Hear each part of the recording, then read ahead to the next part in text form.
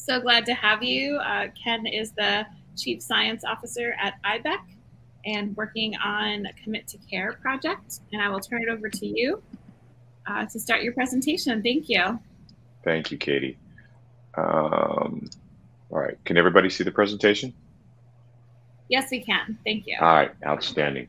So I'm informed this is 27 slides, so I'm going to go through fast, but I'm just going to brief over slides. So we are a nonprofit organization in the United States. We stood up almost 2 years ago now. It'll be 2 years in March. Ibex stands for the Integrated Bioscience in the Built Environment Consortium. We are about people, pathogens, and buildings. So what we were trying to do was weave together disparate technical disciplines and knowledge spheres to provide real world solutions for transmission reduction. So we're not just about COVID-19, we are about all pathogens. And we're taking what we feel is a more holistic and unique approach, including environmental microbiology, building and environmental systems, but also human and social systems as well, because we need to affect the people who occupy these buildings and change the way they see the pandemic or other pathogens in the built space. Leadership is needed to thrive in the new normal, and this is a new normal. We keep hearing. I had a conversation with some folks at Ocean State, and they said speak to fatigue, and I said it's unfortunate that we're seeing this, but some of the things that we're going to have to begin to realize as a community, as a nation, as a world, is that there is a new normal here. There was an interesting article that was shared by the Canadian Aerosol Transmission Coalition about Australia willing to let COVID-19 burn through the continent or through the country in the hopes of it becoming more endemic. But the article is saying there's no way it can become an endemic. It's going to be epidemic. We're going to see hotspots. So we are in a new normal, and it's about community, collaboration, and consensus. So I've shared this particular graphic before, and I have talked with my comms people about having little call-out boxes or little balloons that pop up to describe what's going on here. But basically, when you're looking at the built space, we know that outdoor air helps to dilute what's in the occupied spaces. We know that. I just want to interrupt you. We're not seeing the slides change. Advanced? Yeah, all right. And it's not on presentation view. So.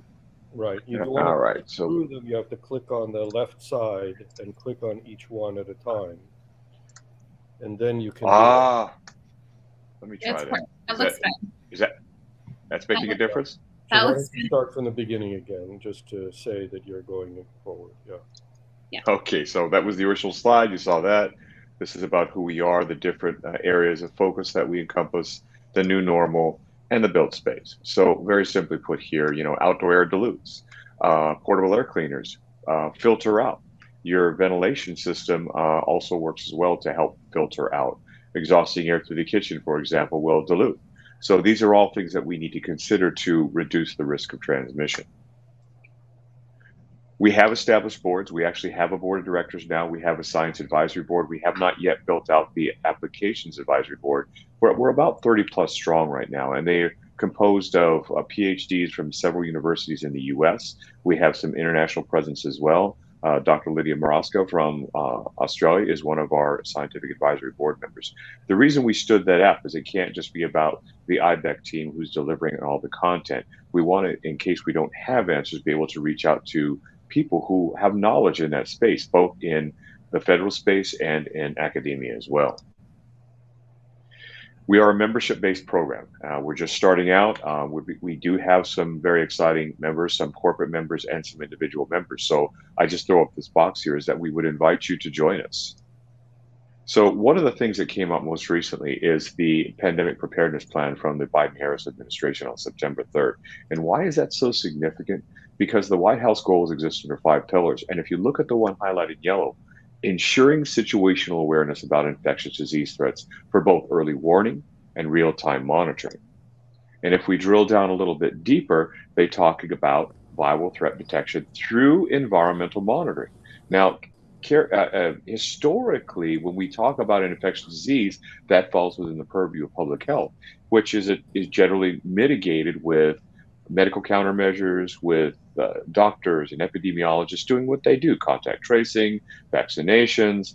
But now we see a need for doing more environmental monitoring and more need for environmental solutions. So one of the things they're talking about here as an example was wastewater sampling.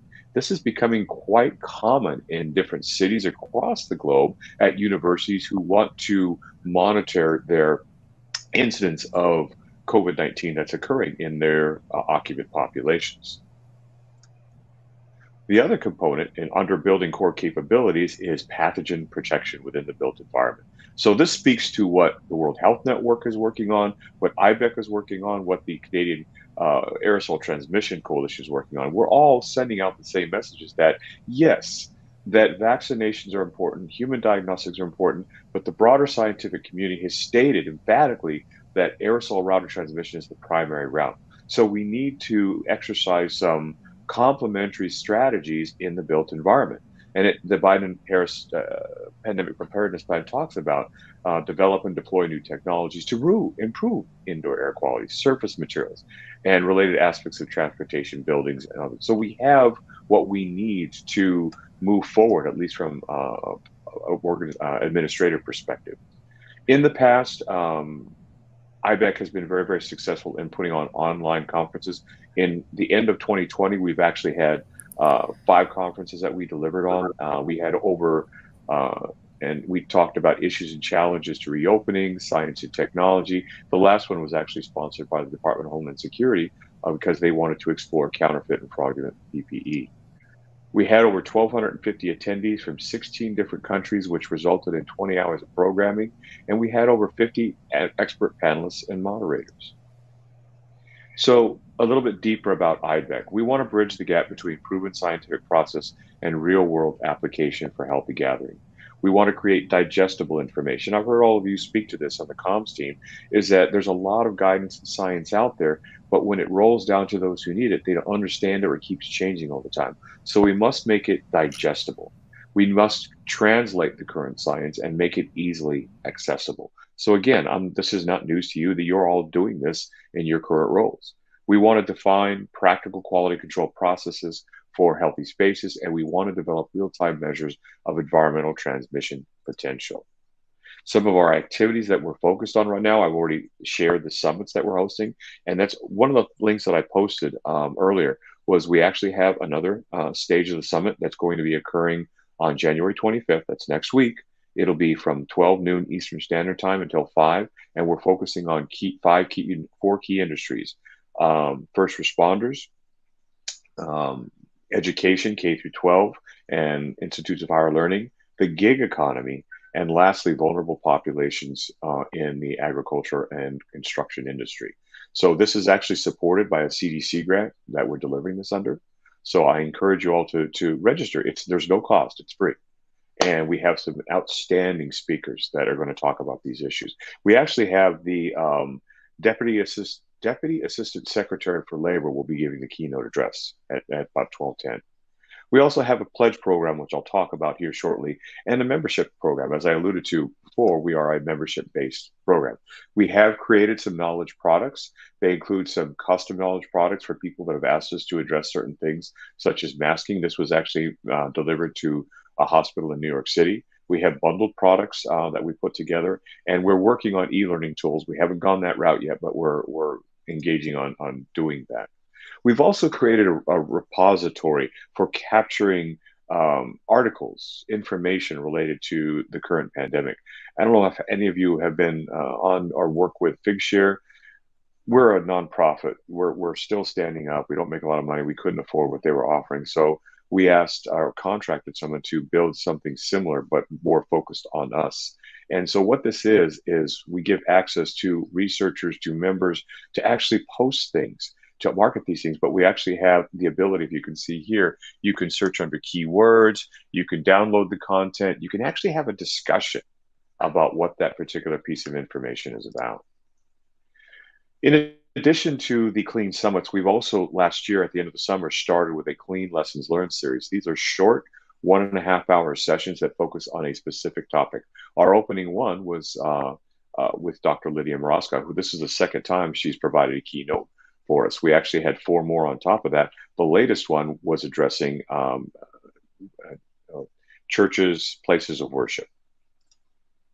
We've also reached out to the Associated Public Land Grant Universities to deliver a message to students at universities. So it was about healthy people and a healthy planet, fostering student engagement in emerging issues. And what we did is we let them talk about the issues and we captured those notes after they had a series of presentations by some key people addressing COVID in their community or world.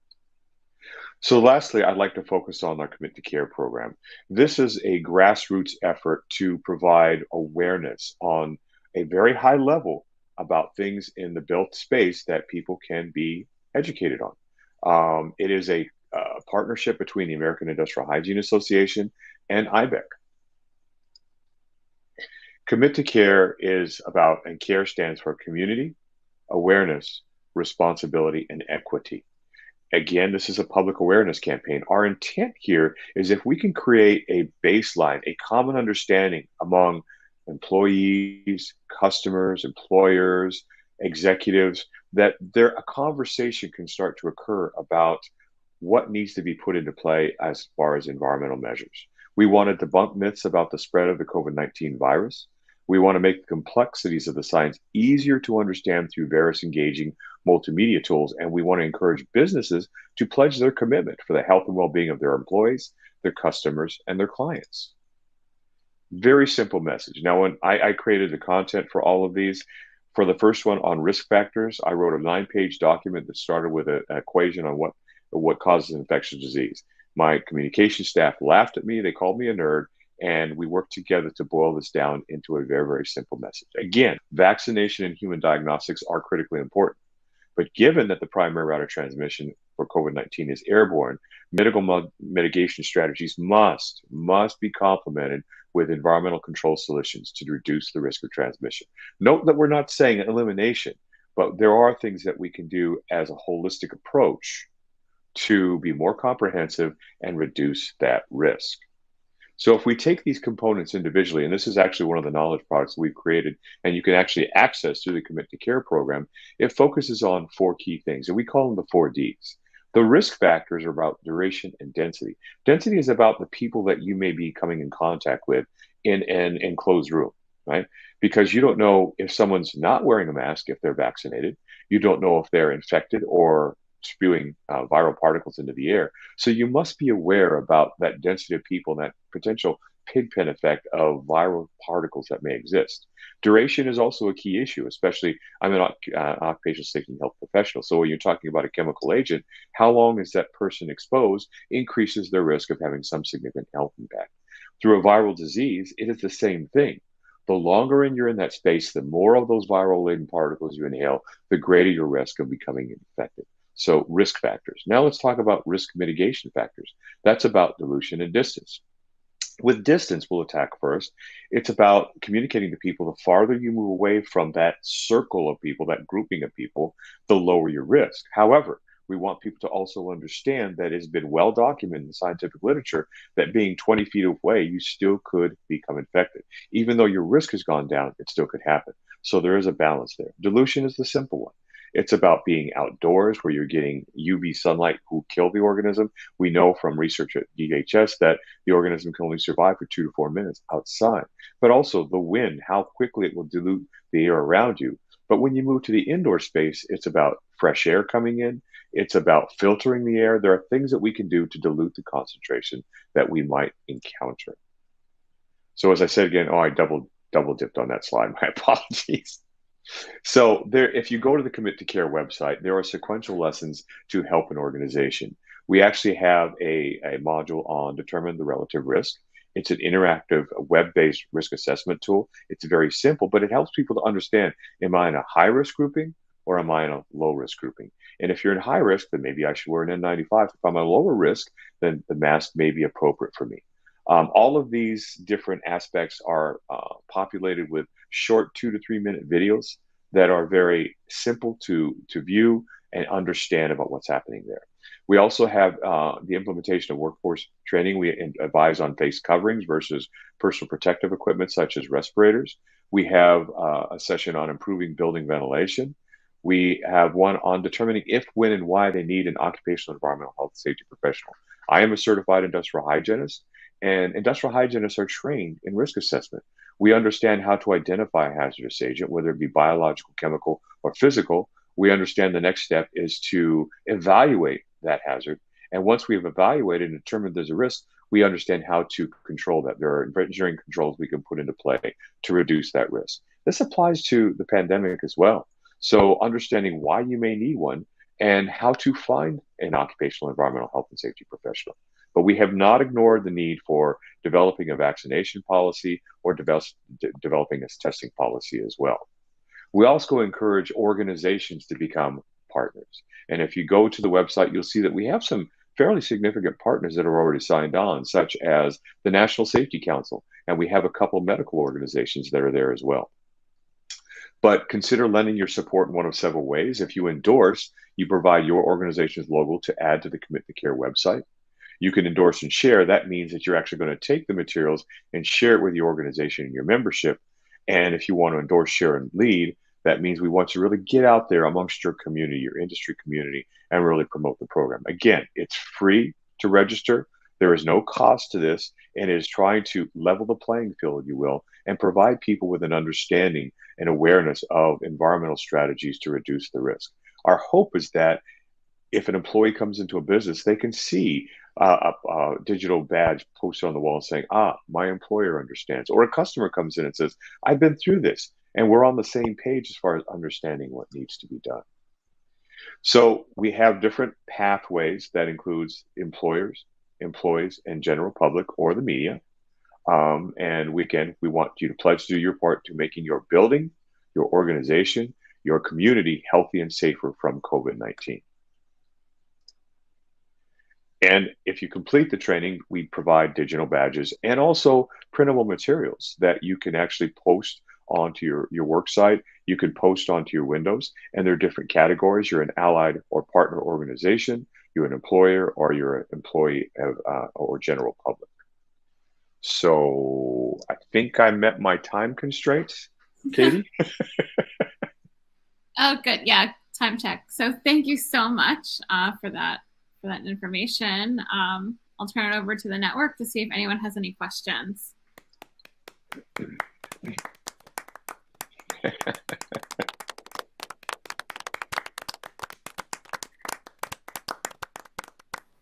Yes, I see Wendy's hand.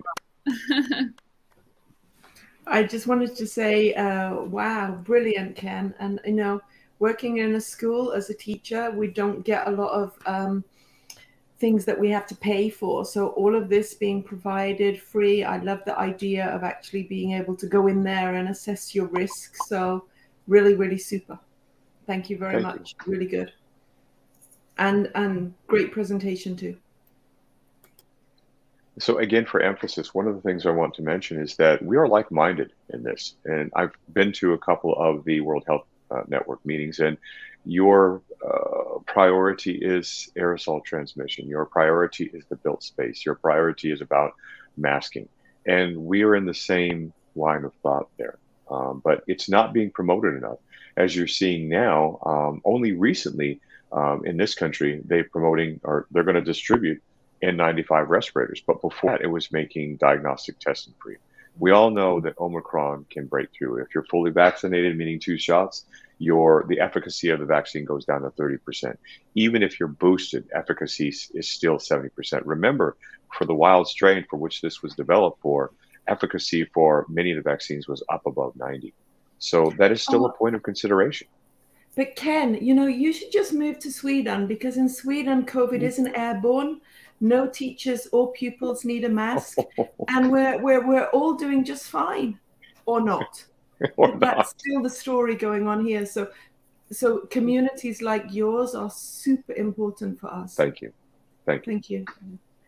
This is so important. I just had an experience where we declined to attend an industry event. It was at a hotel, and we called engineering to ask about the ventilation, and the director of engineering was unable to answer simple questions, nor was the GM.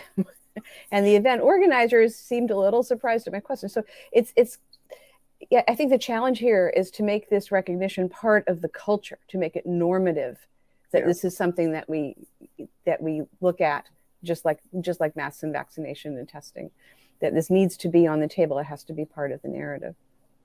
Well, and this doesn't only impact the pandemic. I mean, think about the reduction we can do in influenza transmission or cold transmission or other pathogens that may be out there. This will not be the last pandemic. You all know this. I mean, in my time with CDC, I was a part of the response for SARS, for H1N1. I left CDC before Ebola hit, but it's become ever so more of an issue on our radar as we move forward. And we are a global society. People are moving in and out. One thing that always surprised me was when I was a responder to Toronto. Toronto had a huge outbreak of SARS back in 2004. And that's because they had a lot of movement back and forth from where SARS originated, which was in the Asian countries, I think China and a few of the others. Surprisingly enough, the US did not experience any SARS cases, which kind of was mind-boggling to me. But that wasn't the case with H1N1. It burned like wildfire throughout the US. And now with COVID, the same thing is happening.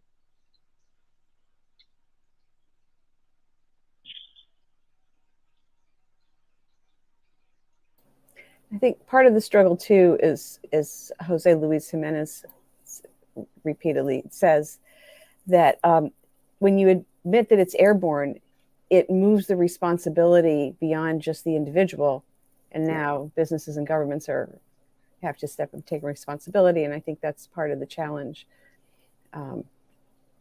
is to overcome that. Well, that's I think one of the drivers for our Commit to Care is if we could educate people on the simple issues, then maybe an employer will have that informed conversation with their employer. The employee will have an informed conversation with the employer. Or the employer may take the initiative and saying, look, these are the things I'm doing for you. I'm not just mandating that you wear masks in here, but look at what I've done in the ventilation system. I had 2 portable air cleaners in here. So we're reducing the risk because we're diluting what might be in the air. Exactly.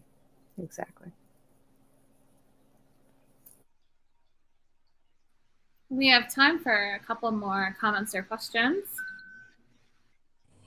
In regards specifically to the K-12 environment, do you have any advice for parent advocates in regards to trying to get schools more involved with that side of things, with improved ventilation, the importance of masking right now? As you probably know, there's a lot of pushback in regards to having masks in schools. In Michigan, we have a couple of industrial hygienists that are quite influential and influencing school boards to not require masks, saying that they don't work. Yeah, I know. On the HVAC side of things, I know of one of those individuals without naming them, and their logic is flawed. I mean, the broader industrial hygiene community, and which is why we're so strongly partnered with the American Industrial Hygiene Association, does not believe that masks do work. They don't work as effectively as an N95. That much is accepted. But if we're focusing on not eliminating risk but reducing the risk, even if my risk is reduced by 25%, that's something positive. So for schools, it's about we do have a session on schools. We actually have a speaker from the National Education Association, a speaker from healthyschools.org, and a speaker from, she's a principal of a high school in Georgia who won the award last year for Principal of the Year. So, and we're looking to pull in one more speaker, hopefully from the American Federation of Teachers. But I'm learning very quickly that it's about knowing the questions to ask. Because schools will go to an HVAC system and they don't really understand it. Oh, I've got this UV light system I can put in there. Or I've got this ozone generator, things that have not been proven. I do know that UV works, but I question whether it works in a ventilation system because like any other radiation, UV is about contact time and distance from the light source. And I don't think you can get that in a ventilation system unless you have a super, super high intensity. So it's trying to direct those who make the decisions to the right knowledge so that they can make appropriate decisions. They don't need, some systems cannot handle upgrades to a HEPA filtered system or even a MERV 13 because they're older, they're dated, and it'll burn out the HVAC system, quite frankly. But how difficult is it to put in a recirculating HEPA system, which are commonly available from your local warehouse or your Home Depot or Lowe's. I just helped out a gentleman at a church and advised them to purchase up something that would fit their room space. And it's a HEPA filter. It's a well-known product, and it will do just as well as installing higher efficiency filters in their HVAC system. Yes, Wendy. I've been trying to let people know a little bit on Omicron and the difference between the different types of masks. So I was thinking like a cloth mask is probably max 10% now against Omicron. Surgical masks, I've heard 20 to 30% possibly. Then we've got what you call the N95 that we call the FFP2. Are we talking like 90% for them?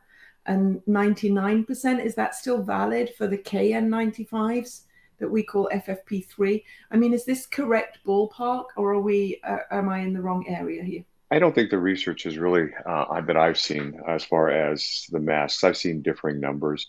There is some epidemiologic studies have been conducted in healthcare settings that for influenza that have shown for respiratory diseases that the wearing of masks does in fact reduce the risk of transmission for influenza and a few other diseases. So there is an abundance of scientific information that masks do work. They reduce the risk.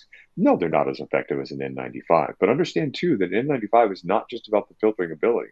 It's about educating the wearer about what's a good face seal. Am I wearing it properly? And KN95s do not have head straps. They use ear loops, which do not secure as effectively.